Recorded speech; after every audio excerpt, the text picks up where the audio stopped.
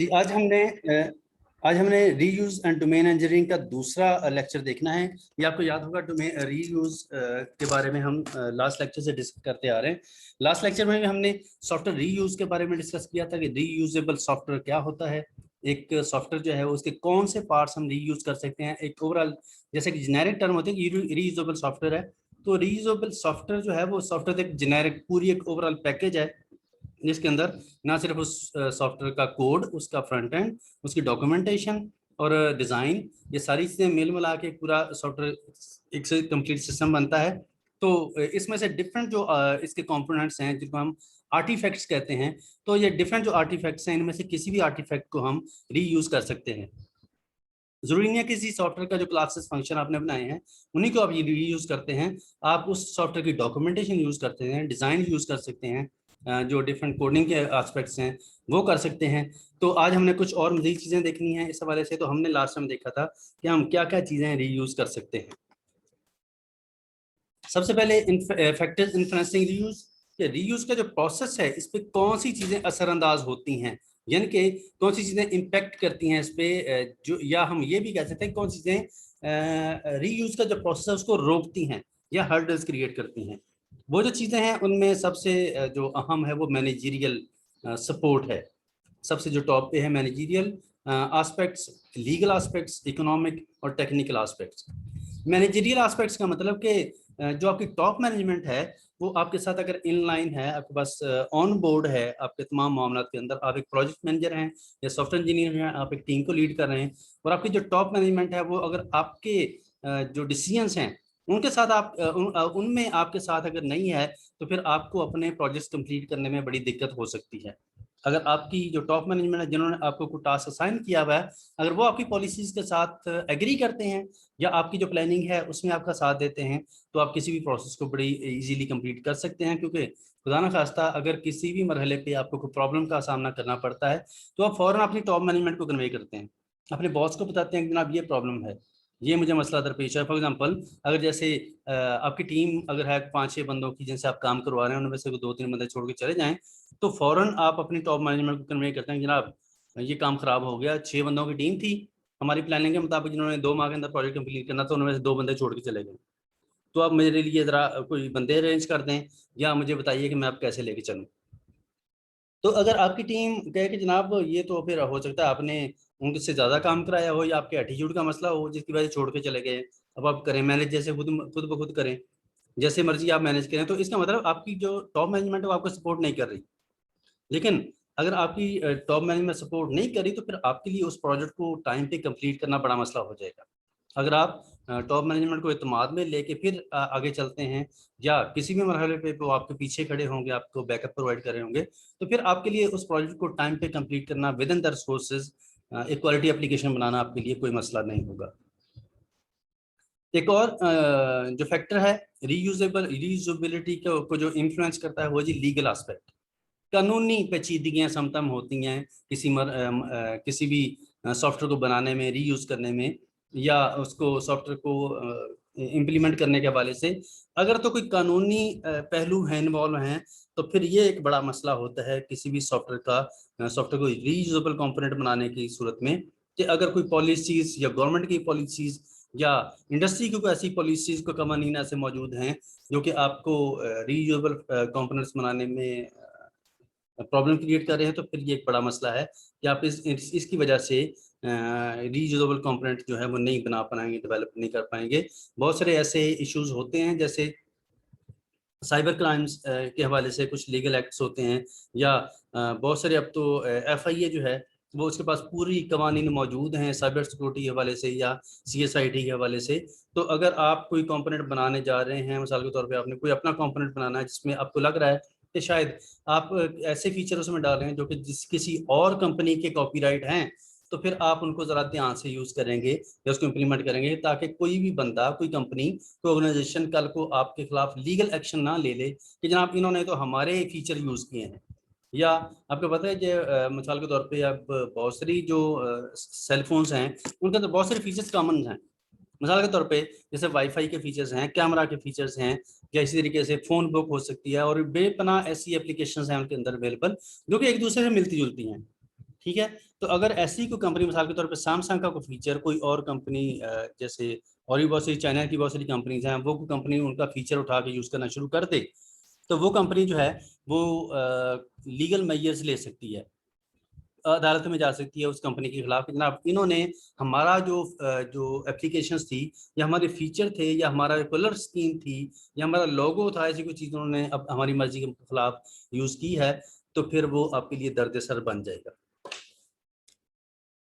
Technical aspects इसमें involve हो सकते हैं जो कि आपको रीयूजेबिलिटी की तरफ ले जाने से रोकते हैं, क्योंकि सिंपल सॉफ्टवेयर बनाना एक और उसकी डायमेंशन है, लेकिन एक रीयूजेबल कंपोनेंट बनाना थोड़ा सा टेक्निकल प्रोसेस है।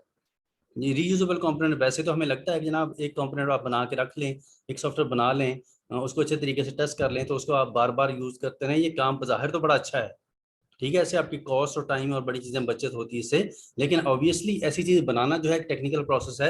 हर बंदा जो है रीयूजेबल कंपोनेंट नहीं बना सकता। इसके लिए बनाने के लिए आपको थोड़ी सी टेक्निकल एक्सपर्टीज की जरूरत होगी। बात का तो ऐसा होगा कि आपने अगर रीयूजेबल कंपोनेंट बनवाने हैं डेवलपर्स के, तो हो सकता है डेवलपर्स आपसे ज्यादा कास्ट चार्ज करें इस मामले में कि जनाब आपका काम बड़ा टेक्निकल है, तो इसमें फिर आपको जो नॉर्मल जो आपका पैकेज होगा उससे वो हो सकता है आपसे ज्यादा डिमांड करें, या आपको टाइम ज्यादा लगे उन चीजों को बनाने में। तो ऐसी चीजें जो हैं वो फिर आपके जो टेक्निकल एस्पेक्ट्स हैं वो भी इन्वॉल्व हो सकते हैं, या वो आपके लिए हर्डल बन सकते हैं। इकोनॉमिक फैक्टर भी इसमें शामिल है जी। आपके जो रीयूजेबल कंपोनेंट्स हैं या रीयूजेबल सॉफ्टवेयर जो हैं उनको डेवलप करने के हवाले से इकोनॉमिक जो फैक्टर्स हैं वो बड़ा हम रोल प्ले करते हैं। मिसाल के तौर पे जब आप एक सिंपल एक सॉफ्टवेयर बनाएंगे तो उसकी कोई ना कोई कॉस्ट होगी, लेकिन अगर आप उस सॉफ्टवेयर को एक अच्छे सॉफ्टवेयर में तब्दील कर रहे हैं कि एक अच्छा क्वालिटी एप्लीकेशन बनाने जाएंगे, तो फिर हो सकता है कॉस्ट थोड़ी सी इंक्रीज कर जाए। लेकिन उसको अगर आप और बेहतर बनाएं, मिसाल के तौर पे रीयूजेबल जो उसके एस्पेक्ट्स हैं उसके हिसाब से डेवलप करना शुरू कर दें कि हम सॉफ्टवेयर को इस तरीके से डेवलप करें कि इसके अंदर डिफरेंट कंपोनेंट्स हों, उन कंपोनेंट्स को हम डिफरेंट और वेंडर्स को या क्लाइंट्स को सॉरी हम सेल कर सकें, तो क्योंकि उसका आर्किटेक्चर डिफरेंट होगा तो हो सकता है उस पर कॉस्ट ज्यादा आए, या अगर आपने टेक्निकल टीम उसमें इन्वॉल्व करनी है तो वो आपसे ज्यादा पे करे, जो है चार्ज करे। तो इस सूरत में आपका जो इकोनॉमिक फैक्टर है सॉफ्टवेयर को डेवलप करने के हवाले से, वो बड़ा अहम रोल प्ले कर सकता है कि अगर आपकी कॉस्ट बहुत ज़्यादा इंक्रीज कर रही है तो समटाइम फिर आप रीयूजेबल जो कंपोनेंट बनाने जा रहे हैं उससे आप पीछे हट सकते हैं कि नहीं यार सिंपल डेवलपमेंट ठीक है, क्योंकि रीयूजेबल कंपोनेंट बनाने में पैसा बड़ा लग रहा है या फाइनेंशियली बड़े महंगे पड़ रहे हैं, तो फिर बेहतर है कि हम रहने दें। ये थे कुछ तीन चार फैक्टर्स जो कि आपको रीयूजेबल कंपोनेंट्स या रीयूजेबल सॉफ्टवेयर बनाने से रोक सकते हैं, या आपके लिए हर्डल क्रिएट कर सकते हैं। दूसरा हमारा सब टॉपिक है जी सक्सेस फैक्टर्स ऑफ रीयूज, कि अगर आपने एक रीयूजेबल सॉफ्टवेयर बनाना है और अच्छा बनाना है तो फिर उसके लिए कुछ गाइडलाइंस हैं या कुछ इंस्ट्रक्शंस हैं जो आपको फॉलो करनी पड़ेंगी। पहली है जी develop software with the product line approach. ये हमने कुछ लेक्चर पहले प्रोडक्ट लाइन का जिक्र किया था कि प्रोडक्ट लाइन क्या होती है, किसी को याद है जी क्या थी? माज याद है कुछ कि सॉफ्टवेयर प्रोडक्ट लाइन क्या होती है? मैंने वैसे एग्जांपल के साथ आपको बताया था। उमर किधर गया? उमर भाग गया? अब्बास भी चला गया? नहीं सर ही दे रही है, वो उमर गया है। उमर रिकॉर्डिंग ऑन हाँ करके चले अब्बास, जाता है। अब्बास नहीं है, अब्बास नजर आया था मुझे अभी। अच्छा माज याद है प्रोडक्ट लाइन क्या होती है या सॉफ्टवेयर प्रोडक्ट लाइन? तो सर सॉफ्टवेयर, एक सेकंड। आप गूगल में सर्च करके बताओगे? नहीं सर, वो तो कर लिया था, मिला नहीं उस पे। मैं वैसे ही बता रहा हूँ। इस पे तो आला है software hard line and soft line होती है, लेकिन ऐसा नहीं है। Software product line. Software product line. Sir ये कहाँ से पूछ रहे हैं आप? ये तो गूगल पे भी नहीं है। क्यों नहीं है यार, पूरी फील्ड है सॉफ्टवेयर हाँ इंजीनियरिंग। आ गया। सर ये शेयर करता है कॉमन सेट्स जो होते हैं, मतलब फॉर एग्जांपल मेरे नज़र में तो जो लोगों ने पहले से मैनेज करके रखे होते हैं ना, जरा इतनी जल्दी ढूंढ के उसको तो मुझे समझ के बताओगे तो फिर ऐसे ही गोलमोल बात ही समझ आएगी। क्योंकि हम फिर सॉफ्टवेयर बस रीयूज रीयूज की बात कर रहे हैं। सॉफ्टवेयर को रीयूज करना, तो यस सर। सॉफ्टवेयर रीयूज के हवाले से सॉफ्टवेयर प्रोडक्ट लाइन एक पूरी डोमेन है या एक पूरा फील्ड है। उसमें होता क्या है, ये मैंने शायद आपको पहले ही बताया था कि आपने अगर देखा हो कि डिफरेंट जो सेलफोन की सीरीज आ रही हैं, मिसाल के तौर पे सैमसंग आप ले लें, सैमसंग के बहुत सारे वर्जन आते हैं, और ऑब्वियसली बहुत सारे वर्जन जो हैं उनके अंदर कुछ फीचर्स जो हैं वो कॉमन होते हैं, और कुछ फीचर्स जो हैं उसके वो डिफरेंट होते हैं। कि जैसे ही नया वर्जन आता है किसी भी मोबाइल का, तो उसके अंदर कुछ नई ऐप्स होंगी, ठीक है, या पुरानी ऐप्स भी अगर हैं तो वो उस थोड़ी सी इनहेंस्ड होती हैं। मिसाल के तौर पे अगर कैमरा की ऐप है, तो कैमरा फॉर एग्जांपल पहले अगर 15 मेगापिक्सल आ रहा था, हो सकता है नया जो वर्जन सैमसंग का है उसमें वो 15 की बजाय 20 मेगापिक्सल आ जाए, ठीक है। तो ये अपग्रेडेड चीज है। लेकिन हो सकता है जो वाईफाई का वर्जन उस वक्त पहले मॉडल में था, अब भी वही हो। तो ये एक प्रोडक्ट लाइन की एग्जांपल है कि एक सीरीज ऑफ जब एप्लीकेशंस बनती हैं, आपको पता है कि मैंने एक सॉफ्टवेयर बनाया, कल को मैंने इसको रीयूज करना है, परसों फिर यूज करना है। तो फिर मिसाल के तौर पे जैसे एक सेल फोन है तो उसके अंदर बहुत सारी एप्लीकेशंस होती हैं, उनमें से नेक्स्ट वर्जन के अंदर आप कुछ तो पुरानी ही एप्लीकेशन यूज करते हैं, कुछ जो रीयूज करते हैं, और कुछ जो एप्लीकेशन है उनको नए या उसको अपग्रेड करके यूज करते हैं। तो ये रीयूजेबिलिटी की एग्जांपल है कि जो प्रोडक्ट लाइन है उसमें आप चीज़ों को एक सीरीज के अंदर लेके चलते हैं, और मरहलावार या तरतीब वाइज इनहेरिट होती जाती हैं चीज़ें, एक वर्जन से दूसरे में, दूसरे में तीसरे में, और जैसे जैसे इनहेरिट होती जाती हैं आगे आगे, कुछ अपग्रेड होती जाती हैं, कुछ वही चलती जाती हैं, कुछ ऑब्सोलीट हो जाती हैं, डिलीट हो जाती हैं, कुछ नई ऐड हो जाती हैं। तो ये एक जो पूरी कहानी है ये सॉफ्टवेयर प्रोडक्ट लाइन कहलाती है। तो आप जब भी सॉफ्टवेयर बनाएं या एप्लीकेशन बनाएं या कोई भी उसका कंपोनेंट बनाएं, तो सॉफ्टवेयर प्रोडक्ट लाइन अप्रोच जो है ये ज़हन में रखते हुए बनाएं। Develop software architecture to standardise data formats and product interfaces. कोशिश करें कि जो भी एप्लीकेशंस आप बना रहे हैं, जो भी स्टैंडर्डाइज आर्किटेक्चर्स फॉर्मेट्स हैं, उनको फॉलो करें, अपनी मर्जी जो है वो ना चलाएं, अपने एक्सपीरियंस के मुताबिक ना बनाएं, कि जो मार्केट के अंदर कुछ स्टैंडर्ड्स फॉलो होते हैं उनको फॉलो करें, ताकि चीज़ों को इंटीग्रेट करने में या स्केलेबल बनाने में या सिक्योर बनाने में आपको मदद मिल सके। ये बड़ी भी ही कॉमन सी एग्जांपल्स मैं जैसे पहले भी शायद दी आपको, कि जो भी आप इलेक्ट्रॉनिक्स की मिसाल के तौर पर कुछ चीज़ें देख लें घर में जो आप इस्तेमाल कर रहे हैं, उनके जो डिफरेंट इंटरफेसेस हैं वो पूरी दुनिया के अंदर एक जैसे ही हैं। मिसाल के तौर पे अगर आपने अपने किचन के अंदर जो आपके लगी हुई है मशीन, वो वाली ओवन का स्विच देख लें, या वॉशिंग मशीन का स्विच देख लें जो आप प्लग के अंदर लगाते हैं, तो वो शू जो है उसके दो जो पॉइंट्स हैं, दोनों पॉइंट्स का आपस का जो डिफरेंस है, दोनों में फासला जो है वो सेम होगा। ये आप चाइना में चले जाएं या अमेरिका के अंदर चले जाएं, पूरी दुनिया में वो जो उनका दोनों पॉइंट्स का डिफरेंस है वो आपस में सेम होगा, ताकि इस तरह की प्रोडक्ट कोई भी कंपनी अगर बनाए तो वो उस स्टैंडर्ड को, उस डिफरेंस को मेंटेन रखती है, ताकि उनकी प्रोडक्ट्स जो है वो कहीं पे भी यूज हो सके। ये ना हो कि ना पाकिस्तान में अगर कोई इलेक्ट्रॉनिक्स की चीज को शू बन रहा है तो उसमें दो जो पॉइंट्स हैं उनका आपस में फासला कुछ और है, मिसाल के तौर पर 1.5 इंच है तो चाइना वाले 3 इंच बनाना शुरू कर दे, और चाइना की प्रोडक्ट जब यहाँ पे आए तो स्विच जो है हमारे शू के अंदर कहीं लगे ही ना, बोर्ड के अंदर। तो इसका मतलब है उन्होंने कोई स्टैंडर्ड फॉलो नहीं किया। लेकिन अगर आप सॉफ्टवेयर एक रीयूजेबल सॉफ्टवेयर का आर्किटेक्चर बनाते हुए कोई ना कोई स्टैंडर्ड को फॉलो करेंगे, तो फिर आपकी जो एप्लीकेशन है वो यूनिवर्सली एक्सेप्टेबल होगी, स्केलेबल होगी, और किसी भी दूसरी एप्लीकेशन के साथ इंटीग्रेट भी हो सकेगी।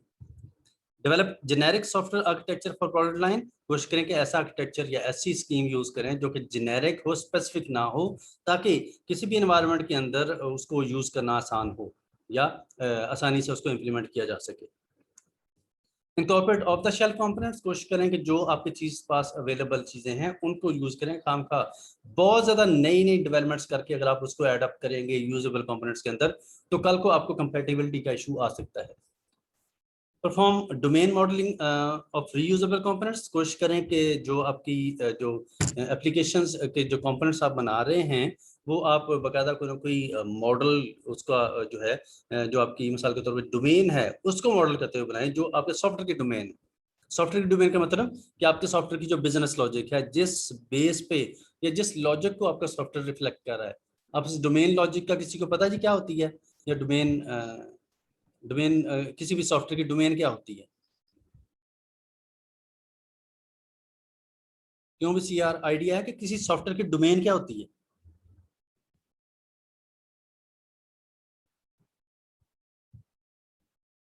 माज तो गूगल से देख के बताएगा।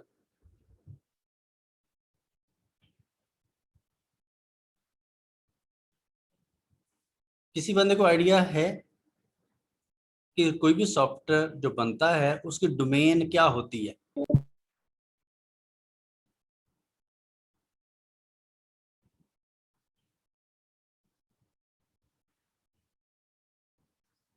सॉफ्टवेयर की डोमेन का मतलब कि उसका जो बिजनेस है किस डोमेन पे, किस बिजनेस के लिए वो सॉफ्टवेयर बन रहा है। मिसाल के तौर पे अगर आप एक एप्लीकेशन बना रहे हैं हॉस्पिटल मैनेजमेंट सिस्टम की, तो हॉस्पिटल का जो वर्किंग है सारी, वो उसकी डोमेन है कि हॉस्पिटल कैसे काम करता है। हॉस्पिटल में उसकी जो सारी इंटरनल कहानी है, उसमें पेशेंट्स, उसमें doctors, nurses, test, emergency, indoor outdoor, ये सारी जो कहानी है ये उसकी डोमेन है। मेडिकल स्टोर है तो मेडिकल स्टोर के ऊपर आपको पता है कि मेडिसिन डिफरेंट कंपनीज की, उनकी फॉर एग्जांपल जैसे उसकी पोटेंसी होती है, शायद के पता नहीं क्या कहते हैं जिसको, 500 मिलीग्राम या 250 मिलीग्राम की टैबलेट या इंजेक्शन, गोलियां, सिरप, इंजेक्शन, ड्रिप्स, बहुत सारी चीज़ें होती हैं। उनकी एक्सपायरी डेट होती है, उनका रेट होता है, उनके उनके ऊपर प्रमोशन या कंसेशन होती है, बहुत सारी चीज़ें हैं। ये सारी कहानी जो है, ये सारी एक दुनिया जो है, ये एक डोमेन है। ये उस सिस्टम की डोमेन है। ऑनलाइन रिजर्वेशन सिस्टम ले लें तो ऑनलाइन रिजर्वेशन सिस्टम के अंदर कोई टूरिस्ट आते हैं, टूरिस्ट की पर्सनल इंफॉर्मेशन दी जाती है, उस इंफॉर्मेशन के मुताबिक उनको फ्लाइट जो है वो पिक की जाती है। उस फ्लाइट के अंदर कोई ना कोई कंपनी होगी, उसका कोई हवाई जहाज होगा जिसकी कोई ना कोई कैटेगरी होगी, कि इकोनॉमी क्लास है, कोई VIP है, कोई इस तरह जो है उसकी जो डिफरेंट कैटेगरी होती हैं। फिर उसके बाद उसने कब डिपार्चर करना है, कब टेक ऑफ करेगा, कब कहीं लैंड करेगा, उस जो टूरिस्ट है उसको होटल मिलना चाहिए नहीं मिलना चाहिए, एयरपोर्ट पे उसको टैक्सी चाहिए नहीं चाहिए। ये सारी कहानियां मिल मिला के उस एप्लीकेशन की, उस सॉफ्टवेयर की डोमेन बनती है, या ये उसकी डोमेन है। ठीक है जी। तो डोमेन जो है वो बेसिकली किसी भी सॉफ्टवेयर की इंटरनल कहानी है कि वो सॉफ्टवेयर किस चीज के बारे में है, कर क्या रहा है। एजुकेशन की डोमेन ले लें तो एजुकेशन में स्टूडेंट हैं, टीचर हैं, कोर्सेज होते हैं, क्रेडिट आवर्स होते हैं, GPA, CGPA, dean, HOD, degree programme, semester, freeze, unfreeze, छुट्टियां, ये सारी कहानी जो है ये उसकी डोमेन है एक एजुकेशन सिस्टम की। ठीक हो गया जी। तो जो डोमेन है वो उसको आपको प्रॉपर मॉडल करके जब आप उसको रीयूजेबल कंपोनेंट बनाएंगे तो फिर आपकी एप्लीकेशन जो है वो एक क्वालिटी एप्लीकेशन बनेगी। Follow software reuse methodology and measurement process. कोशिश करें कि जब आप एप्लीकेशन बनाएं तो उसको इस पॉइंट ऑफ व्यू से, इस डायमेंशन से या इस सोच से बनाएं कि कल को आपने इस कंपोनेंट को दोबारा यूज करना है। दोबारा यूज करने का मतलब कि आपने इस तरह डेवलप करना है कि कल को आपको ना तो इस कोड को चेंज करना पड़े, ना इसको टेस्ट करना पड़े, बस के बना बनाया सॉफ्टवेयर आपके पास अवेलेबल है और आप श्योर हो इसके बारे में कि इसके अंदर कोई प्रॉब्लम नहीं है, इसको हमें अलग से टेस्ट करने की जरूरत नहीं है। क्योंकि अगर आप किसी सॉफ्टवेयर को दोबारा बनाए, दोबारा चेंज किए या दोबारा टेस्ट किए, अगर आप किसी को डिप्लॉय करते हैं तो तभी आपको फायदा है। लेकिन अगर आपने ये सारे काम दोबारा करने हैं तो फिर फायदा कोई नहीं, फिर रीयूजेबल कंपोनेंट करना ना होगा। रीयूजेबल कंपोनेंट का मतलब कि आपने एक दफा मेहनत करके रख लिया इस काम पे, और नेक्स्ट टाइम कोई भी क्लाइंट है तो जस्ट आप उसको उठा के वैसे ही वो चीज पकड़ा दें कि ये ले जनाब, ये सॉफ्टवेयर है, इसको आप चलाएं। Ensure that management understand reuse issues at technical and non-technical levels. ये देख लें कि आपकी जो टॉप मैनेजमेंट है, जो या आपकी जो मैनेजमेंट है, वो रीयूजेबिलिटी के बारे में प्रॉपर गाइडेड है, उनको आइडिया है कि रीयूजेबिलिटी क्या होती है। अगर आप कोई कंपोनेंट रीयूजेबल कंपोनेंट बनाने जा रहे हैं तो आपकी जो टॉप मैनेजमेंट है या आपके जो मैनेजर्स हैं, बॉस हैं, वो आपकी इस टेक्निक के बारे में अवेयर हों, उनको पता हो कि ये जो प्रोजेक्ट मैनेजर है या ये जो टीम है ये रीयूजेबल कंपोनेंट बना रही है। क्योंकि ऑब्वियसली अभी हमने जिक्र किया कि जब आप एक रीयूजेबल कंपोनेंट बनाते हैं तो उसमें और एक नॉर्मल सॉफ्टवेयर बनाने में बड़ा फर्क है। इसमें हो सकता है कि आपको ज्यादा कॉस्ट बेयर करनी पड़े, तो अगर आपके जो बॉस हैं उनको आइडिया नहीं है कि जनाब आप इस किस लिए ज्यादा पैसा खर्च रहे हैं, तो हो सकता है कल को आपकी जो अकाउंटेबिलिटी अब स्टार्ट हो जाए कि जनाब पिछली टीम का जो प्रोजेक्ट मैनेजर था उसने तो इसी तरह का सॉफ्टवेयर जो है मिसाल के तौर पर 1.5 लाख के अंदर बना दिया था, तो आपने ये बजट 2 लाख कैसे कर दिया, आपने सॉफ्टवेयर महंगा क्यों बनाया। तो अगर वो उनको पता हो कि जनाब ये जो डेवलपर है या ये जो प्रोजेक्ट मैनेजर है ये इसलिए महंगा काम कर रहा है कि ये रीयूजेबल जो कंपोनेंट्स हैं उस एस्पेक्ट से किसी भी चीज को डेवलप कर रहा है। Support reuse by means of tools and methods, के जो भी टेक्निक्स जो भी मेथड्स आपको चाहिए हों या दरकार हों रीयूजेबल कंपोनेंट बनाने में, वो आप प्रोवाइड करें, उनको सपोर्ट करें। अपनी टीम को अगर चाहिए हैं तो उनको ले दें, या अगर आपको टॉप मैनेजमेंट से कोई चीज़ रिक्वायर्ड है इस बारे में तो टॉप मैनेजमेंट से उनको लेके दें। और अगर आपकी जो डेवलपमेंट टीम है आपको नहीं आइडिया या आप सजेस्ट नहीं करें बल्कि आपकी टीम खुद से रीयूजेबल कंपोनेंट बनाने की कोशिश कर रही है तो आप उनको सपोर्ट करें, क्योंकि इसमें आपका फायदा है। Support reusable reuse by placing reuse advocates in senior management. अभी मैंने कहा कि जनाब आपकी जो टॉप मैनेजमेंट है उनके अंदर उनको अवेयर होना चाहिए इस मामले में कि रीयूजेबल कंपोनेंट्स क्या।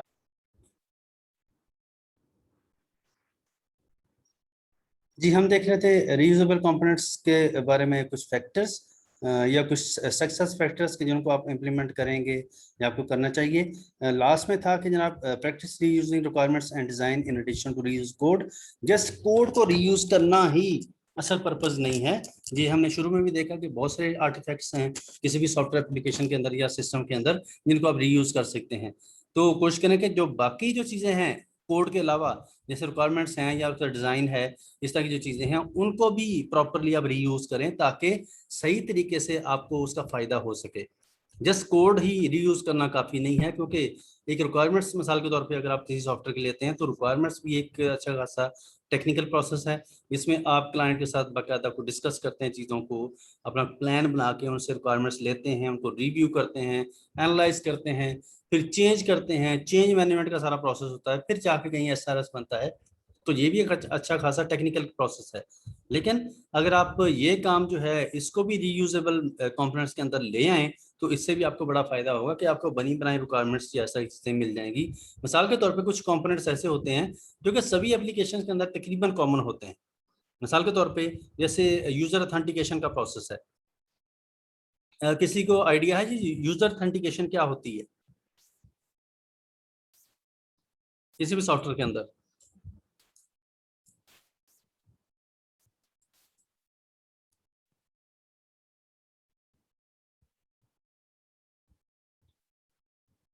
आवाज आइडिया है कि यूजर अथेंटिकेशन क्या होती है?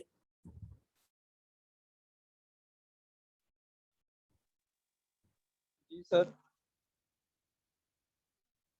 आवाज नहीं आई। जी जी आ रही सर आवाज। जी बोलो। ऑथेंटिकेशन। मैंने कहा था यूजर अथेंटिकेशन आमतौर पे सॉफ्टवेयर एप्लीकेशन के अंदर क्या होती है, होता क्या है इसमें?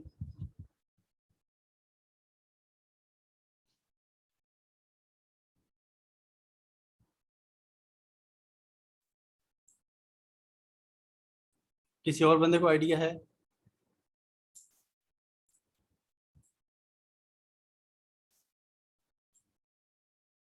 यूजर अथेंटिकेशन किसी भी सिस्टम के अंदर वो प्रोसेस है जिसमें आप यूजर को चेक करते हैं कि क्या वो लीगल यूजर है कि नहीं है इस सिस्टम का। और उसके लिए बहुत सारे मैकेनिज्म यूज होते हैं कि डिफरेंट तरीकों के साथ यूजर को ऑथेंटिकेट किया जाता है, यूजर को सिस्टम में एंटर करवाया जाता है ताकि ये चेक कर लिया जाए कि ये कोई इलीगल या इररेलेवेंट या कोई हैकर तो नहीं है जो कि इस सिस्टम का यूजर नहीं है। और उसके लिए आप एक जो कॉमन सा मैकेनिज्म अडॉप्ट करते हैं उसको ऑथेंटिकेट करने के लिए, वो लॉगिन आईडी पासवर्ड का है कि आप लॉगिन आईडी जो है वो उसको जनरेट करके देते हैं और फिर जब भी उसने एंटर होना है वो प्रोवाइड करेगा, उसका मैच करते हैं और फिर ये देखते हैं कि जनाब इसको एक्सेस देनी कि नहीं देनी।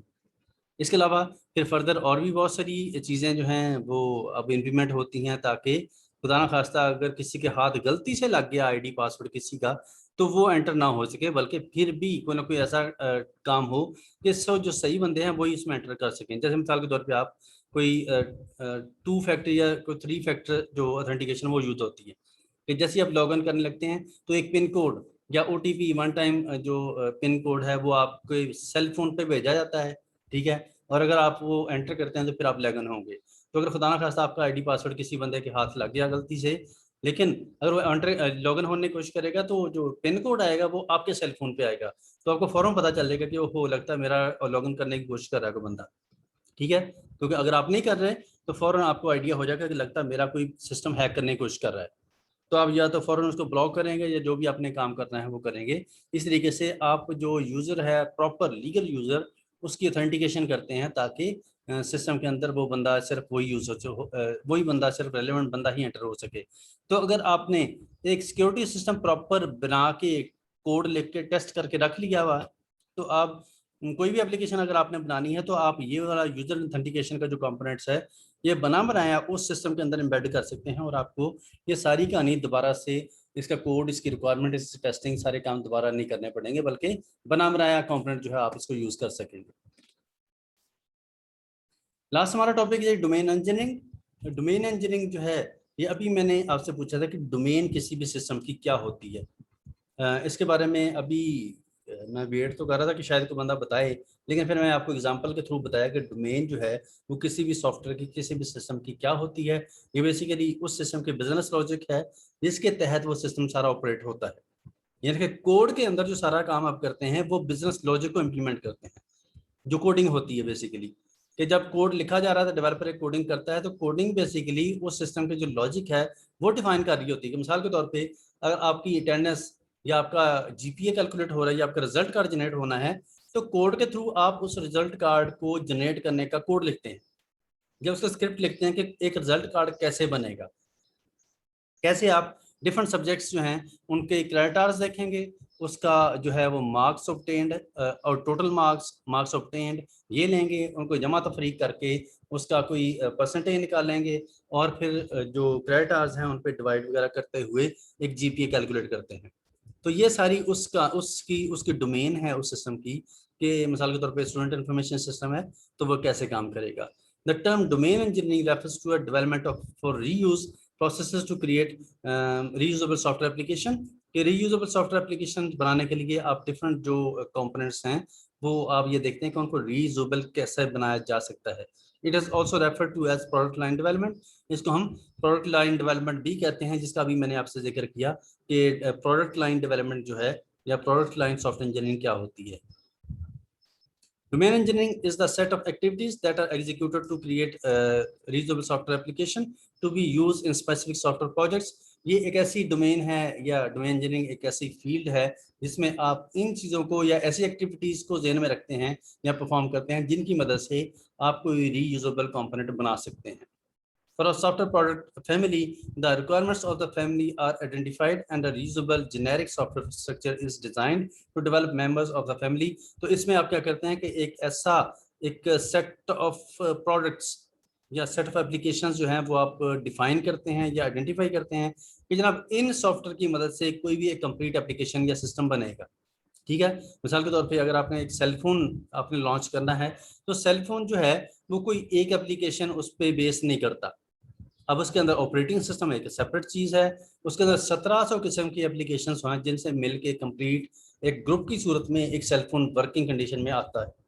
ठीक है, तो ये जो डिफरेंट एप्लीकेशंस हैं ये कैसे डेवलप होंगी, ये कैसा आर्किटेक्चर होगा, इनका कैसा स्ट्रक्चर या डिज़ाइन होगा, ये आपस में कैसे इंटीग्रेट होंगी, आपस में कैसे कम्युनिकेट करेंगी, ये सारी कहानी जो है ये फिर आपको देखनी पड़ती है। क्योंकि आपको भी पता है कि अक्सर आप कोई भी एप्लीकेशन जब डाउनलोड करके इंस्टॉल करते हैं तो फ़ौरन वो वहाँ पे मैसेज आ रहा होता है शुरू में कि जनाब ये जो एप्लीकेशन है ये आपकी जो गैलरी है उसकी एक्सेस लेना चाह रही है, ये आपके जो मिसाल के तौर पे लोकेशन है उसको ऑन करना चाह रही है, या आपके फ़ोन बुक जो है उसको यूज़ करेगी, या आपके जो बाकी मिसाल के तौर पे और कोई फीचर्स हैं, आपके सिस्टम की सेटिंग्स हैं उनको यूज़ करना चाहेगी, तो फिर आप उसको एक्सेस देते हैं तो वो सिस्टम आगे चलता है, वरना नहीं चलता। तो ये क्या है कि वो जो 2-3 आप उसको अलाउ करते हैं ऑप्शंस, तो इससे क्या होता है कि जो एप्लीकेशन आप इंस्टॉल कर रहे हैं जो आपकी ऑलरेडी एप्लीकेशन इंस्टॉल है उनके साथ कंपेटिबल हो जाती है वो। ठीक है, जैसे आप गूगल मैप यूज़ करना चाहें या कोई भी मैप के रेलिवेंट को सॉफ्टवेयर यूज़ करना चाहें तो वो फौरन आपको लोकेशन ऑन करने का कहते हैं, कि जब तक आप लोकेशन नहीं ऑन करते वो एप्लीकेशंस नहीं चलती या प्रॉपरली वर्क नहीं कर पाती। डोमेन इंजीनियरिंग की एक्टिविटीज जो हैं वो कैसे होती हैं, डोमेन इंजीनियरिंग जो है वो कैसे स्टार्ट होती है। सबसे पहले डोमेन एनालिसिस, कि किसी भी जो सॉफ्टवेयर आपने बनना है उसकी जो डोमेन है उसको एनालाइज करना कि वो कैसे काम होता है। किसी भी बिजनेस, किसी भी फैक्ट्री के अंदर, किसी भी शॉप के अंदर, किसी भी यूनिवर्सिटी का जो काम है वो काम चलता कैसे है, वो डोमेन जो है उसको एनालाइज करना जरूरी है। वो उसके 3 स्टेप्स हैं जी। Identify the family products to be constructed, कि आपने बनाना क्या क्या है, कि कौन कौन सी प्रोडक्ट्स जो हैं वो मिल के एक सॉफ्टवेयर प्रोडक्ट लाइन बनेगी, एक पूरी फैमिली बनेगी। तो उसमें आपको पता है कि जैसे आपने सेलफोन बनाना है तो सेलफोन के अंदर जो जो कॉमन चीज या एप्लीकेशन यूज होती हैं वो पूरी एक फैमिली बनती है, ठीक है, ये पूरा एक सेट ऑफ एप्लीकेशंस बनती हैं, तब जाके वो सारी चीजें होंगी तो फिर आपका एंड्रॉयड सेट या जो विंडो मोबाइल है वो एक रेडी होता है। अगर उनमें से कुछ चीज़ें निकाल दी जाएं तो फिर ऑब्वियसली आपकी जो वो सॉफ्टवेयर प्रोडक्ट लाइन है वो कंप्लीट नहीं होगी, या आपकी एप्लीकेशन के जो फीचर्स हैं वो कंप्लीट नहीं होंगे। Determine the variable and common features in the family of products. फिर आप डिफाइन करते हैं कि जो आप प्रोडक्ट लाइन बनाने जा रहे हैं उसमें कौन से फीचर कॉमन होंगे, जो कि अगले वर्जन के अंदर भी वही होंगे, करंट के अंदर भी वही हैं, उससे नेक्स्ट में भी कॉमन होंगे, और कौन से ऐसे फीचर हैं जो वेरी करेंगे या वेरिएबल होंगे, मिसाल के तौर पर जो चेंज होंगे।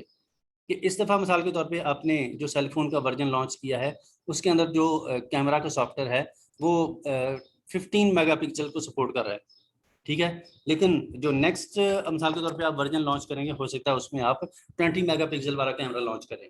तो इसका मतलब ये जो फीचर है ये वेरिएबल फीचर है। और कुछ ऐसा हो सकता है मिसाल के तौर पे जो जिस तरह की फ़ोन बुक करंट वर्जन के अंदर है, जो नेक्स्ट वर्जन आप सेलफोन का लॉन्च करेंगे उसमें जो फ़ोन बुक जो है वो कॉमन ही होगी, ऐसी ही होगी।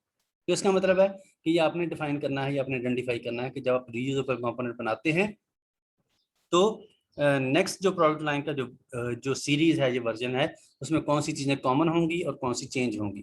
Develop the specification of product family. फिर आप उनकी तमाम की स्पेसिफिकेशन तैयार करते हैं कि हर जो फीचर आपने लॉन्च करना है उसकी क्या स्पेसिफिकेशंस हैं, उसकी डिटेल क्या है। मिसाल के तौर पे कैमरा है तो कैमरा कैसे जो है वो ऑपरेट होता है, उसके सारे फीचर्स के मिसाल के तौर पे आपको पता है कि इस कैमरा जो है वो अब बेपना उसके अंदर फीचर्स आ गए। जो पहले वाला स्टिल जो कैमरा था अब वो कैमरा नहीं रहा जो सेलफोन के अंदर है, अब उसके अंदर बेपना उसके अंदर फीचर्स अवेलेबल हैं, बहुत सारे उसके इफेक्ट्स उसके अंदर अवेलेबल हैं। आपको पता है कि समटाइम जो आपका जो बिल्ट इन कैमरा है सेलफोन का वो इतना अच्छे उसके फीचर्स नहीं होते, उसके लिए आप फिर अलग से कोई थर्ड पार्टी एप्लीकेशन इंस्टॉल करते हैं, ऐप इंस्टॉल करते हैं, मोबाइल ऐप, जिसकी वजह से आपको बहुत सारे एक्स्ट्रा फीचर अवेलेबल हो जाते हैं। लेकिन अगर जो बनाने वाली कंपनी है, जो सेलफोन बनाने वाली कंपनी है, वो देखती है कि यार मार्केट की डिमांड जो है वो नहीं है जो हमने बनाई है, मार्केट में लोग जो है या एंड यूजर कुछ और डिमांड कर रहे हैं, तो नेक्स्ट टाइम जब वो अपना वर्जन लॉन्च करेंगे तो हो सकता है वो जो थर्ड पार्टी के जो फीचर हैं वो सारे बिल्ट इन कैमरे के अंदर ही आ जाएं, ठीक है। तो जो स्पेसिफिकेशंस हैं वो उसका जो है आइडिया वो बहुत ज़रूरी है। तो इसके लिए जो मेथड यूज होता है वो है जी फीचर ओरिएंटेड डोमेन एनालिसिस, कि जो आपकी एप्लीकेशन है उसके डिफरेंट फीचर्स जो हैं वो क्या होंगे, क्योंकि आपकी जो सेलफोन है ना वो फीचर पे बेस करता है, फीचर ओरिएंटेड है। कि मिसाल के तौर पे इसका कैमरा जो है उसके ये स्पेसिफिकेशंस हैं, उसके मिसाल के तौर पे जो उसका जो पैनल है ये उसकी एलसीडी है उसके ये फीचर्स हैं। तो फीचर हर चीज़ के जो है वो फीचर पे बेस करता है। जैसे आप ऑब्जेक्ट ओरिएंटेड कहते हैं किसी चीज़ को, कि कोई भी सॉफ्टवेयर जो है वो ऑब्जेक्ट ओरिएंटेड होता है या ऑब्जेक्ट पे बेस करता है। तो आपका जो सेलफोन है मिसाल के तौर पे ये फीचर पे बेस करता है कि आपके जो या सॉफ्टवेयर आपकी सॉफ्टवेयर की एग्जांपल ले लें तो सॉफ्टवेयर जो है उसकी असल चीज होती है फीचर, कि कोई भी सॉफ्टवेयर या उसके फीचर क्या है, सॉफ्टवेयर करता क्या है, ठीक है। तो जो फीचर बेस जो अप्रोच है वो इसके लिए एनालिसिस के लिए यूज होती है।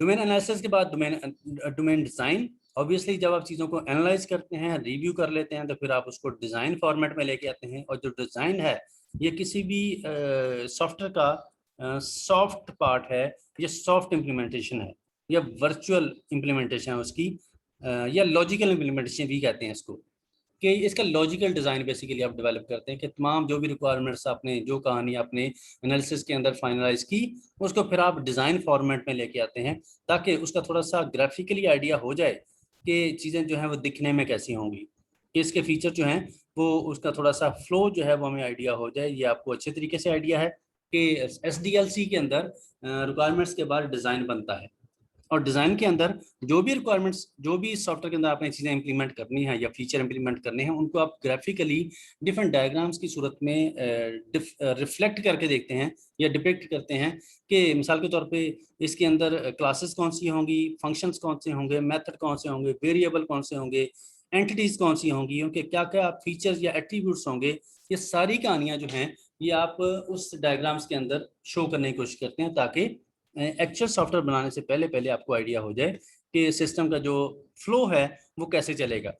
कौन से कंपोनेंट्स होंगे, कौन से ऑब्जेक्ट्स होंगे, कहाँ से डाटा आना है, कहाँ से प्रोसेस होना है, कहाँ आउटपुट जानी है, ये सारी कहानी आप ग्राफिकली उसको ड्रॉ करके देख लेते हैं। और इसका फायदा ये होता है कि जो नेक्स्ट मरहला है यानी कि कोडिंग का या इम्प्लीमेंटेशन का, वो बड़ा आसान हो जाता है। ये मैंने शायद पहले भी जिक्र किया था कि जब आप डिज़ाइन बनाते हैं तो डिज़ाइन का सबसे जो बड़ा यूज़र है वो डेवलपर है, जो कोडिंग करने वाला। वो डिज़ाइन को देखते हुए कोडिंग करता है। और मिसाल के तौर पे जैसे आपने क्लास डायग्राम बनाई हो, तो क्लास डायग्राम के अंदर आप रिफ्लेक्ट करते हैं कि इस पूरे सिस्टम के अंदर कौन कौन सी क्लासेस होंगी, हर क्लास के अंदर कौन से फंक्शन होंगे, मेथड होंगे, कौन से वेरिएबल होंगे, उनकी डेटा टाइप क्या होगी। तो जो डेवलपर है वो आंखें बंद करके आपके उस डिज़ाइन को इम्प्लीमेंट करता जाता है, उसको सोचना नहीं पड़ता। अगर डिज़ाइन मौजूद है तो फिर डेवलपर गलती नहीं करेगा या मिस्टेक के चांसेस जो है वो कम हो जाएंगे। डोमेन इम्प्लीमेंटेशन, फिर उसको आप इम्प्लीमेंट करते हैं। इम्प्लीमेंट का मतलब जो भी चीज़ें आपने एनालाइज की, उसका डिज़ाइन बनाया, फिर उसको इम्प्लीमेंट करते हैं, यानी कि फिजिकल उसका जो सोल्यूशन है या उसका जो इम्प्लीमेंटेशन है वो उसकी तरफ आती है। आप अभी मैंने कहा कि आपका जो डिज़ाइन है वो लॉजिकल इम्प्लीमेंटेशन आपके सिस्टम की, जबकि जो आपकी कोडिंग है वो आपके सिस्टम की फिजिकल इम्प्लीमेंटेशन है, जिसमें आप फिजिकली सारे डिज़ाइन को, सारी कहानी को इम्प्लीमेंट कर देते हैं, सॉफ्टवेयर की शक्ल दे देते हैं, ताकि जो आपके फीचर्स जो आपके रिक्वायर्ड हैं क्लाइंट को, वो काम करना शुरू करते हैं। इसके लिए डिफरेंट अप्रोचेज हैं डोमेन इंजीनियरिंग के लिए, यहाँ के बहुत सारे मेथड्स अवेलेबल हैं। जैसे आपको पता है कि जब आप SDLC आपने पढ़ी है, तो SDLC software development life cycle के लिए बहुत सारे मॉडल अवेलेबल थे। वो मॉडल्स आपको अब भी याद होंगे, waterfall model, spiral, red, incremental, इस तरह के बहुत सारे मॉडल्स जो हैं वो अवेलेबल थे, जिनकी मदद से आप इनमें से कोई एक मॉडल फॉलो करते हुए आप सॉफ्टवेयर डेवलप करते थे। वो बहुत सी जो ऑप्शंस हैं वो इसलिए अवेलेबल थी ताकि जब भी आपको रोज़मर्रा ज़िंदगी के अंदर सॉफ्टवेयर डिज़ाइन करना पड़े या डेवलप करना पड़े, तो हर क्लाइंट के साथ आपकी सिचुएशन डिफरेंट हो सकती है। कहीं क्लाइंट के पास टाइम बड़ थोड़ा होगा, कहीं आपके पास रिसोर्सेज कम होंगे, कहीं पैसों का मसला होगा, कहीं पे जनाब खुला टाइम होगा, कहीं पे रिक्वायरमेंट जो है वो आपको शुरू में मिल जाएंगी, कहीं पे साथ साथ किस्तों में मिलेंगी। तो ये सारी कहानियाँ, ये सारी सिचुएशन जो हैं, ये आपको आपको कल को दरपेश हो सकती हैं। तो इनको फॉलो करते हुए, इनको जेहन में रखते हुए आप कोई भी मॉडल फॉलो कर लें। मिसाल के तौर पे जब आपके पास एडवांस में सारी रिक्वायरमेंट्स क्लाइंट की तरफ से आ जाएं सॉफ्टवेयर की, तो फिर आप वाटरफॉल मॉडल जो है फॉलो कर सकते हैं, क्योंकि उसकी नेचर ऐसी है कि आप एक एक मरहला जो है उसको पकड़ते हैं, उसको कंप्लीट करते जाते हैं।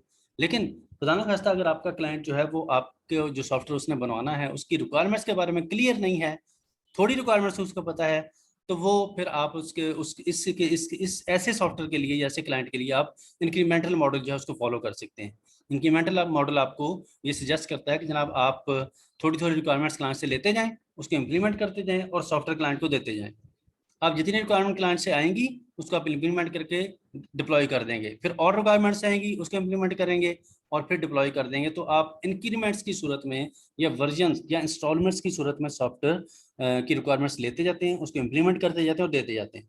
ठीक है, अब ये था SDLC की एग्जांपल कि उसमें आपके पास डिफरेंट ऑप्शंस अवेलेबल थी कि क्लाइंट के हिसाब से आप कोई ना कोई मॉडल फॉलो करते थे। तो डोमेन इंजीनियरिंग के लिए भी बहुत सारी ऑप्शंस अवेलेबल हैं। उनमें से पहला मॉडल जो है वो ड्रैको मॉडल है या ड्रैको डोमेन अप्रोच है। Draco based on transformation technology, Draco is first prototype of the domain engineering approach proposed by neighbours. Neighbours जो है कुछ ऑथर्स हैं या रिसर्चर्स हैं जिन्होंने ये अप्रोच जो है वो यूज की थी। ठीक है, तो Neighbors work provided an important contribution in domain engineering in the form of generative programming and transformation system। इसमें आपको पता है कि समटाइम चीज़ें जो हैं वो जैसे इवॉल्व होती हैं, मिसाल के तौर पे या ट्रांसफॉर्म होती हैं, या एवोल्यूशन जैसे होती है कि शुरू में एक चीज़ छोटी सी आपने बनाई, ठीक है जी, उसके अंदर चंद फीचर्स होंगे, वो आपने डिप्लॉय कर दी, फिर आप एक उसका नया वर्जन बनाते हैं, उसके अंदर और एनहेंस्ड और फीचर डालते हैं और फिर उसको डिप्लॉय कर देते हैं। फिर तीसरा वर्जन बनता है, उसके अंदर जो पुरानी चीज़ें हैं उनके अंदर डेफिशिएंसीज हैं उनको ठीक करते हैं, नए फीचर ऐड कर देते हैं। तो इस तरह आप क्या करते हैं, चीज़ों को एवोल्यूशन की तरफ लेके जाते हैं, ये ट्रांसफॉर्मेशन की तरफ से लेके जाते हैं कि आप चीज़ों को जो है वो जीरो से स्टार्ट करते करते आस्ता आस्ता ग्रेजुअली इसको इम्प्रूव करते जाते हैं और नए नए फीचर उसके अंदर डालते जाते हैं। तो ये जो है ये उस ड्रैको जो अप्रोच है वो उसको रिफ्लेक्ट करती है। दूसरी अप्रोच है dare A method and a tool set for performing domain engineering constitute DARE. To make domain models, the DARE process utilizes 3 information sources. ये जो DARE process है domain engineering का, ये 3 चीजें यूज करता है, ये 3 चीजों पर बेस करता है। एक है कोड, डॉक्यूमेंटेशन और एक्सपर्ट नॉलेज। इस अप्रोच को यूज करने के लिए या इस अप्रोच को फॉलो करने के लिए आपको 3 जो एस्पेक्ट्स हैं उन पे फोकस करना पड़ता है किसी भी सॉफ्टवेयर एप्लीकेशन का जो कोड है उसको, क्योंकि आप ये जो सारी कहानी हम पढ़ रहे हैं ये सॉफ्टवेयर रीयूजेबल कंपोनेंट्स की हैं। तो अगर आपने चीज किसी भी सॉफ्टवेयर को रीयूज करना है तो अभी मैंने जिक्र किया था कि उसके बहुत सारे एस्पेक्ट्स जो हैं, उसके जो आर्टिफैक्ट्स हैं उनको आप रीयूज कर सकते हैं। 3 उनमें से कॉमन जो है वो डेयर अप्रोच जो है उसको फोकस करती है। पहला कोड, डॉक्यूमेंट्स और फिर तीसरा है expert knowledge.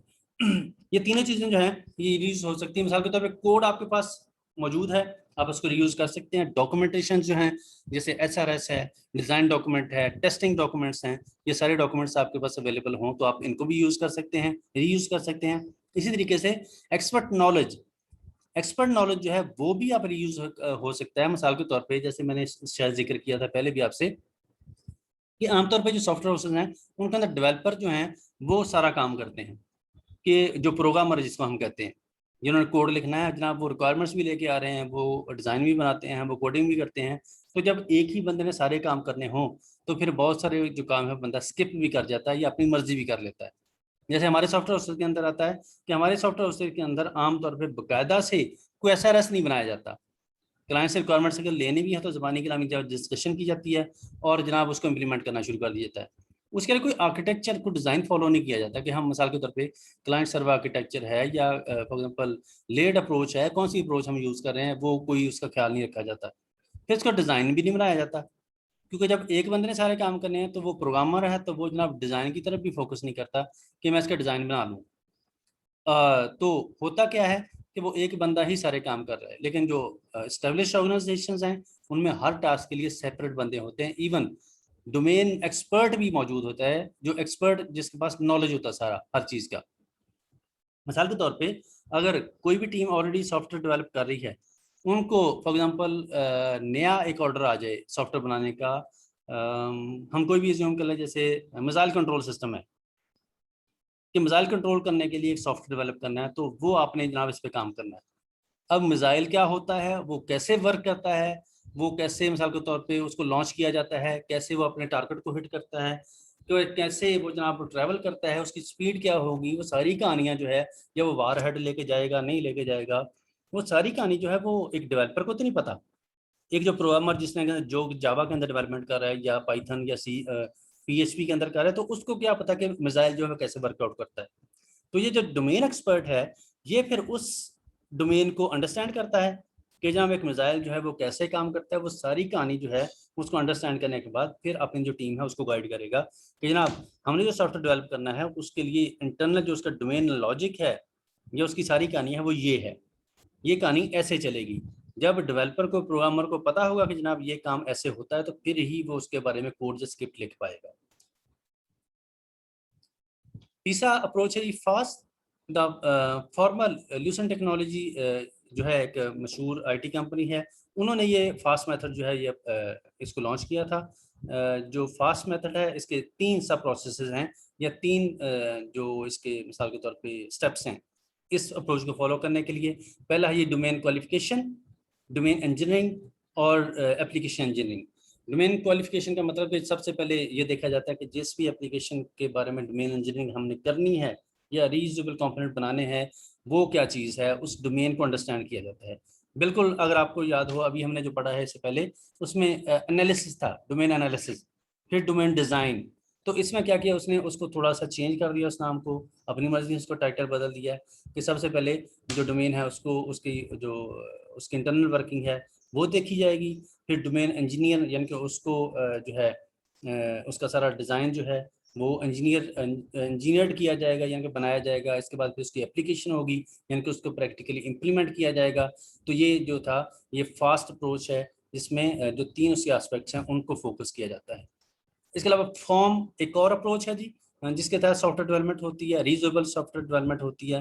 Form developed eight Wuhan university, ये यूनिवर्सिटी है साउथ कोरिया की, जिन्होंने ये चीज़ प्रपोज की है। आपको याद होगा कि जब आपने वो सॉफ्टवेयर डेवलपमेंट लाइफ साइकिल के मॉडल पढ़े थे तो उसके बारे में आपने पढ़ा होगा कि फलां मॉडल किसने डेवलप किया, कब डेवलप हुआ। कहीं किसी को मॉडल जो है किसी बंदे ने डेवलप किया होगा, किसी यूनिवर्सिटी ने, किसी रिसर्च ऑर्गेनाइजेशन ने, किसी IT कंपनी ने।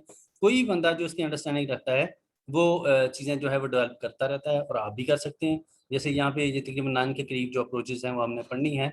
तो अगर आप इन चीज़ों की अंडरस्टैंडिंग रखते हैं तो आप भी अपनी जो अप्रोच जो है उसको लॉन्च कर सकते हैं।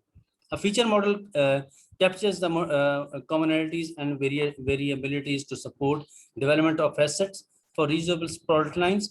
इसमें जो प्रोडक्ट लाइन है उस पर ये चीज़ बेस करती है या उसको सपोर्ट करती है। जैसे हमने शुरू में देखा था कि अगर आपने एक अच्छी रीयूजेबल कंपोनेंट पे बेस आपने एप्लीकेशन बनानी है तो आप प्रोडक्ट लाइन जो आपकी अप्रोच है उसको फोकस करें, यानी कि उसको ध्यान में रखते हुए सॉफ्टवेयर डेवलप करें। तो ये भी जो फॉर्म जो अप्रोच है ये भी उस प्रोडक्ट लाइन अप्रोच को यूज करते हुए बनती है। Development of products using the reusable assets, इसमें आप इस तरीके से चीज़ों को डिज़ाइन करते हैं कि वो उनको आप प्रोडक्ट लाइन के एस्पेक्ट से रीयूज कर सकें, क्योंकि प्रोडक्ट लाइन जो है एक पूरी डोमेन है, एक पूरी फील्ड है, इस कदर वास्ट फील्ड है। जैसे अभी शायद माज ने कहा था कि वो शायद इसने नहीं सुना ये कभी चीज़, ये क्या होती है, लेकिन इस कदर ये वास्ट फील्ड है सॉफ्टवेयर इंजीनियरिंग के अंदर कि इसके अंदर पूरी पूरी PhD हो रही हैं इसके एक एक फीचर पे, ये इसके एक एक एस्पेक्ट पे। हमारे यहाँ ये चीज़ें जो हैं वो क्योंकि इतनी BS लेवल है, इस पर इतनी एलेबोरेट नहीं की जाती, लेकिन बाहर के ममालिक में सॉफ्टवेयर प्रोडक्ट लाइन जो है इस पर बहुत काम होता है, क्योंकि अब जो प्रोडक्ट्स बनती हैं वो सीरीज की सूरत में बनती हैं। जैसे अभी मैं सेलफोन की एग्जांपल दे रहा था कि सेलफोन कंपनियां जो हैं वो कितने साल पहले से जनाब उन्होंने सेलफोन बनाया है। जब आपको पता है कि वो 2-2 किलो के सेलफोन होते थे, 2-3 किलो का सेलफोन होता था बड़ा सारा। जब आपको पता है कि कॉल करने के, कॉल रिसीव करने के दोनों को पैसे देने पड़ते थे, तब से वो कंपनियां काम कर रही हैं और अपने जो उसके फीचर्स हैं सेलफोन के उनको इवॉल्व करती जा रही हैं या उसको एनहेंस करती जा रही हैं। और नए नए फीचर जो हैं वो समटाइम नए मॉडल के अंदर कुछ पुराने फीचर होते हैं, कोई नए चेंज होते जाते हैं, और करते करते अब अगर आप देखें तो जस्ट चंद साल पहले की बात है, जस्ट 15-20 साल पहले जो सेलफोन था वो एंटायरली चेंज है। अब जो उसके फीचर्स हैं या अब जो उसकी जो फैमिली है डिफरेंट प्रोडक्ट्स की या एप्लीकेशंस की, वो एंटायरली चेंज हो चुकी है। कोबरा एक और अप्रोच है जी। KobrA is a method for component based application development. ये जो अप्रोचेस हैं सॉफ्टवेयर यूजेबिलिटी की, जो डोमेन इंजीनियरिंग हम पढ़ रहे हैं उसमें कोबरा आपको सजेस्ट करता है कि आप डोमेन जो इंजीनियरिंग है वो कंपोनेंट बेस्ड करें। ठीक है, कंपोनेंट्स बेस करने के लिए जो है वो तो दो मेन एक्टिविटीज़ हैं इसकी, एक है फ्रेमवर्क इंजीनियरिंग और दूसरी एप्लीकेशन इंजीनियरिंग। फ्रेमवर्क इंजीनियरिंग में आपको पता है कि जैसे आप चीज़ों को उसका फ्रेमवर्क, उसके आउटलाइन या उसका स्ट्रक्चर जो है वो डिज़ाइन करते हैं, बनाते हैं, और फिर उसको जो इंजीनियरिंग है जो भी आपने डिज़ाइन बनाया उसको अप्लाई करते हैं। ये 2 मराहिल से गुजर के बनती है। सबसे पहले उसका डिज़ाइन या उसका फ्रेमवर्क जो आप डेवलप करेंगे, और उसके बाद उसको अप्लाई करेंगे, ताकि जो जो भी फीचर आपने एनालाइज किए थे, जो आपने परसीव किए थे, उसके मुताबिक उसकी जो एप्लीकेशन है वो। और ऑब्वियसली जो कंपोनेंट्स हैं वो जब आप कंपोनेंट बनाते हैं किसी भी एप्लीकेशन के या किसी भी ओवरऑल सिस्टम का जो कॉन्सेप्ट है उसका कंपोनेंट्स के अंदर डिवाइड करते हैं, तो उसके पीछे आपकी कोई ना कोई सोच होती है या उसके पीछे आपका कोई ना कोई विजन या कोई लॉजिक होती है। ऐसे ही आप कंपोनेंट नहीं बनाते। मिसाल के तौर पे जैसे मैं कहूँ कि स्टूडेंट इंफॉर्मेशन सिस्टम है आपका यूनिवर्सिटी के अंदर, तो उसके डिफरेंट कंपोनेंट्स होंगे। मिसाल के तौर पे स्टूडेंट का एडमिशन का कंपोनेंट होगा, स्टूडेंट के रजिस्ट्रेशन का होगा, फीस कलेक्शन का हो सकता है, एग्ज़ाम का हो सकता है, सेशनल जो आपका वर्क है उसका कंपोनेंट सेपरेट हो सकता है, रिजल्ट कार्ड या रिजल्ट जनरेशन का एक कंपोनेंट हो सकता है। तो अब मैंने क्या किया कि मैंने उस सिस्टम को 4-5 हिस्सों में डिवाइड किया। लेकिन जब आप भी किसी भी सिस्टम को डिवाइड करेंगे डिफरेंट कंपोनेंट्स के अंदर, तो उसके पीछे आपके पास कोई ना कोई लॉजिक होनी चाहिए कि ये कंपोनेंट्स आपने कैसे बनाए। ठीक है, और अगर आपको याद हो जब आपने सॉफ्टवेयर डिजाइन आर्किटेक्चर पढ़ा था तो उसमें ये कहानी जो है वो डिटेल से आपको बताई गई थी कि आपने जब किसी भी सिस्टम का आर्किटेक्चर बनाना है या डिजाइन बनाना है तो उसकी कंपोनेंट्स जो हैं वो आपने कैसे बनाने हैं।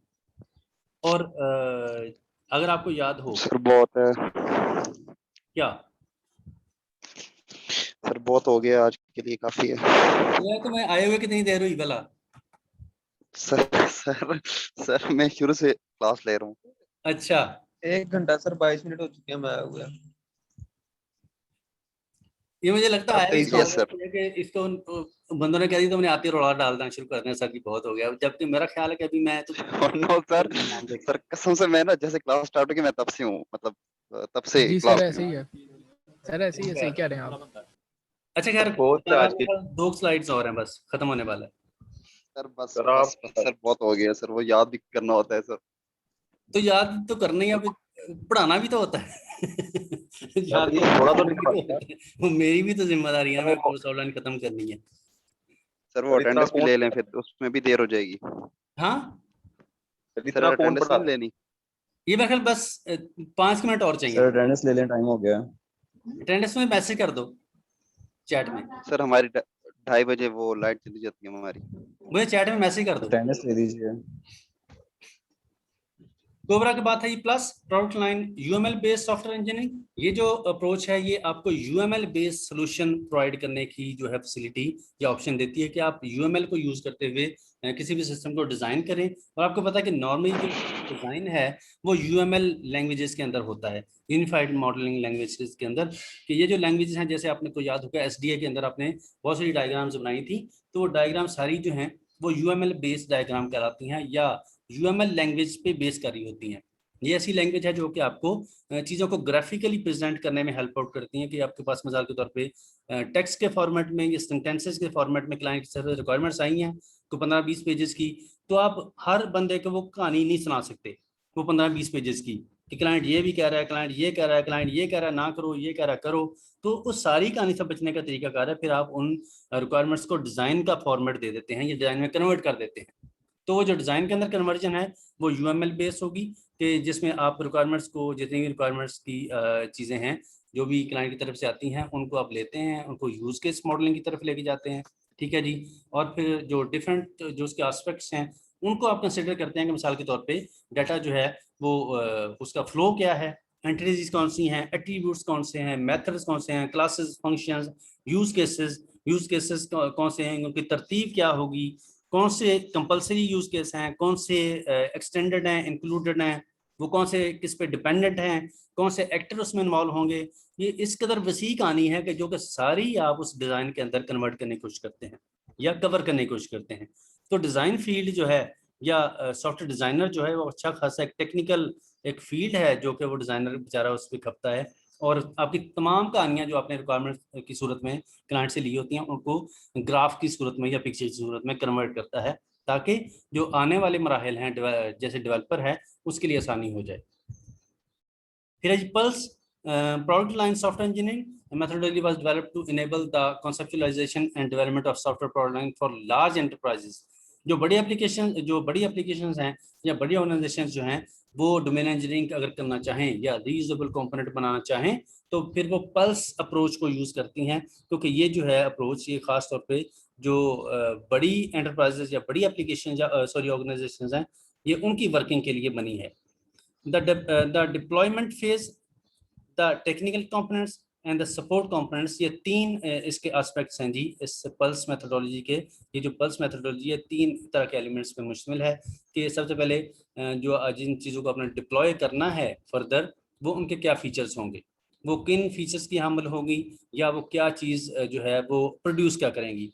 इसके अलावा टेक्निकल कंपोनेंट्स जो हैं वो उस तमाम फीचर्स के क्या हैं कि मिसाल के तौर पे कोई भी अगर आपने जैसे मिसाल के तौर पे कैमरा है, कैमरे का आपने सॉफ्टवेयर डेवलप करना है तो सॉफ्टवेयर की जो इम्प्लीमेंटेशन है वो कैसे होगी और ये जो फीचर है ये क्या सपोर्ट किस चीज़ को सपोर्ट करेगा या इसको सपोर्ट करने के लिए कौन कौन सी चीज़ें अवेलेबल होंगी। तो ये आपको जो है सारी कहानी इस पल्स जो मेथोडोलॉजी है या अप्रोच है इसके अंदर डिस्कस करनी पड़ेगी। सेकंड लास्ट हमारी जी Koala approach. Koala is a language to describe architecture for product lines for embedded software. अगर आपने एम्बेडेड सॉफ्टवेयर की डोमेन इंजीनियरिंग करनी है तो फिर आप कोआला अप्रोच यूज करते हैं, क्योंकि आपको पता है कि सॉफ्टवेयर की नेचर डिफरेंट होती है। बहुत सारे रियल टाइम एप्लीकेशंस होंगी, यूटिलिटी सॉफ्टवेयर होंगे, आपको पता बहुत सारी सॉफ्टवेयर की टाइप्स होती हैं, एम्बेडेड सॉफ्टवेयर भी उनमें से एक है। जैसे फॉर एग्जांपल साइंटिफिक सॉफ्टवेयर होंगे, रियल टाइम सॉफ्टवेयर होंगे। तो एम्बेडेड सॉफ्टवेयर आपको पता है कि वो सॉफ्टवेयर हैं जो कि डेली लाइफ में हमें हर तरफ नजर आते हैं, ये हम घरों में भी यूज करते हैं, ये हमारे घरों के अंदर जो डिवाइसेस हैं उनके अंदर ये जो एम्बेडेड सॉफ्टवेयर हैं वो यूज होते हैं। तो अगर आपने मिसाल के तौर पे आपको पता है जैसे ओवन है, तो ओवन के अंदर जो सॉफ्टवेयर एग्जांपल है वो एम्बेडेड सॉफ्टवेयर की एग्जांपल है। तो एक ओवन जब एक कंपनी लॉन्च करेगी, मिसाल के तौर पे पेल का अगर फॉर एग्जांपल ओवन है, तो करंटली उसका मॉडल कुछ और होगा, जो नेक्स्ट मॉडल आएगा उसके अंदर कुछ एनहेंसमेंट्स होंगी, जो उससे नेक्स्ट आएगा उसके अंदर और फीचर डिफरेंट होंगे। जैसे आपको पता है कुछ अर्सा पहले तक या अभी भी है ये कि जो ओवन्स हैं उसमें जस्ट 2 बटन लगे होते हैं, ठीक है, उनको आप घुमाएं, एक से आप टाइम सेट कर दें और दूसरे से आप उसका जो हीट है उसको सेट कर दें।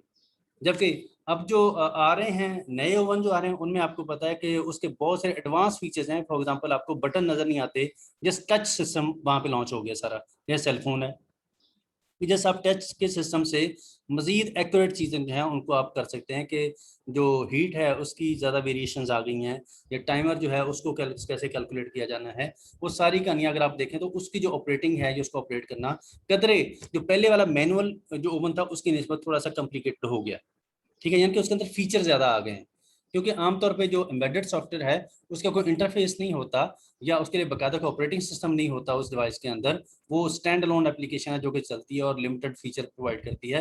तो अगर आपने ऐसी किसी चीज़ के बारे में आपने डोमेन इंजीनियरिंग करनी है तो फिर आपको क्वाला अप्रोच यूज़ करनी पड़ेगी। ये जो अप्रोच है ये फिलिप्स कंपनी ने लॉन्च की थी या उन्होंने इसको इन्वेंट किया था, क्योंकि आपको पता है कि फिलिप्स ऐसी कंपनी है जो कि हाउस होल्ड जो इलेक्ट्रॉनिक्स हैं वो बनाती है, डेवलप करती है, और जो हाउस होल्ड जो ऐसी जो डिवाइसेस हैं उनके अंदर एम्बेडेड एप्लीकेशंस काम करती हैं। लास्ट है जी हमारी RSCB, reuse driven software engineering business. ये भी UML बेस्ड अप्रोच है। It was design to facilitate both asset reuse and the development of reuse software. इसमें जो तमाम फॉर एग्जांपल किसी भी एप्लीकेशन के जो आमतौर पे 2 पार्ट होते हैं, एक तो वो इटसेल्फ एप्लीकेशन यानी कि कोड, और दूसरा उसका डाटा या उसके एसेट्स, ठीक है जी। तो आप इस एप्लीकेशन की मदद से दोनों चीज़ों के ही रीयूज कर सकते हैं। आपको पता है कि समटाइम मिसाल के तौर पे आप कोई भी फाइल, जब मिसाल के तौर पे वर्ड की फाइल है उसको आप एक जगह से दूसरी का कॉपी करें तो उस फाइल के जितने भी फीचर्स हैं वो नई जो आपने कॉपी में नई उसके अंदर आ जाते हैं। बिल्कुल ऐसे ही है कि जैसे आप पहली वाली फाइल खोलेंगे जो जैसे वो काम करेगी तो जो उसकी कॉपी है वो भी वैसे ही काम करेगी। तो इसका मतलब है कि आपने क्या किया, उस चीज़ को रीयूज करने के लिए उसकी कॉपी क्रिएट की और वो बिल्कुल वही काम करती है जो पहले वाली काम करती थी। यही तरीकाकार जो है ये डिफरेंट एप्लीकेशंस के अंदर भी है कि जैसे मिसाल के तौर पे कुछ डाटा ऐसे एप्लीकेशन आप रीयूज कर रहे हैं जिसके पीछे डाटा भी है, ह्यूज अमाउंट के अंदर डाटा भी मौजूद है। तो आप ना सिर्फ एप्लीकेशन को दोबारा यूज कर सकते हैं, उस कंपोनेंट्स को करते हैं, बल्कि डाटा भी रीयूज हो सकता है, ठीक है। तो ये जो अप्रोच है ये भी UML बेस्ड अप्रोच है जिसमें आप UML की मदद से चीज़ों को डिज़ाइन करते हैं और फिर देखते हैं कि कैसे अपने एप्लीकेशन और जो उसके एसेट्स हैं उनको कैसे अपने रीयूज करना है। ये हमारा जो है आउटलाइन काफ़ी हद तक हमारी कवर हो गई है। कोर्स आउटलाइन जो है ये तकरीबन हमारे जो लास्ट लेक्चर्स हैं उनमें से एक लेक्चर है जी ये वाला।